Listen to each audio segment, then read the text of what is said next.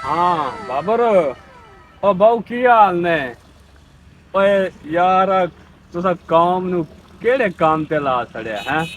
हर world cup विच तुहाडे वास्ते बददुआवां करनियां पैंदियां ने। फलानी टीम हार जे ते फलानी हार जे। हुण राती कीतियां ने बददुआवां तुहाडे वास्ते न्यूजीलैंड। ओ यार पहले साउथ अफ्रीका बेचारियां नु 4-5 वारी बददुआवां लवाइयां जे कौम दियां, ते रात न्यूजीलैंड दे भी ਚੱਲ ਗਿਆ ਟੂਣਾ।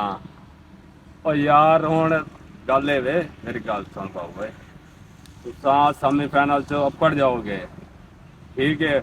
ਹੁਣ ਬਾਦੂਆਂ ਫੁੱਲ ਚੱਲਣ ਡੀਆਂ ਨੇ ਕੌਮ ਦੀਆਂ, ਤੇ ਲੇਕਿਨ ਇਹ ਵੇ ਯਾਰ ਕੋਈ ਕਤਰਾ ਮਿਹਨਤ ਤੁਸੀਂ ਵੀ ਕਰ ਲਓ, ਕੋਈ ਗੈਰਤ ਫੜ ਲਵੋ, ਕੋਈ ਤੇ ਕਰੋ ਯਾਰ, ਕੋਈ ਗੇਂਦਾ ਬਾਹਰ ਸੁੱਟਿਆ ਕਰੋ ਬਾਉਂਡਰੀ ਤੋਂ, ਕੋਈ ਆਊਟ ਛੇਤੀ ਕਰਿਆ ਕਰੋ, ਕੋਈ ਸਕੋਰ ਮਾਰੋ।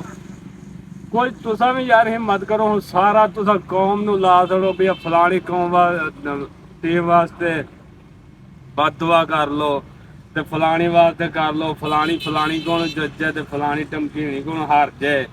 ਯਾਰ ਸਾਰਾ ਵਰਲਡ ਕੱਪ ਜੇ ਐਵੇਂ ਹੀ ਜਿੱਤਣਾ ਸੀ ਤਾਂ ਤੁਸਾਂ ਉੱਤੇ ਕੀ ਲੈਣ ਗਏ ਹੋ ਇੰਡੀਆ? ਫਿਰ ਇੱਥੇ ਬਹਿ ਕੇ ਰਲ ਕੇ ਸਾਰੇ ਦੁਆ ਕਰਦੇ, ਤੁਸੀਂ ਵੀ ਵਿੱਚ ਹੁੰਦੇ ਹੈਂ। ਤੁਸਾਂ ਇੰਡੀਆ ਫਿਰ ਨਾ ਜਾਂਦੇ ਨਾ।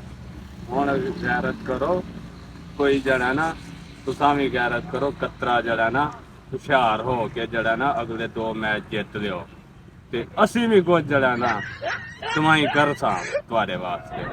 ਅੱਲਾ ਹਾਫਿਜ਼। ਹੁਣ ਮੈਂ ਰੱਖਦਾ ਪਿਆ, ਠੀਕ ਹੈ?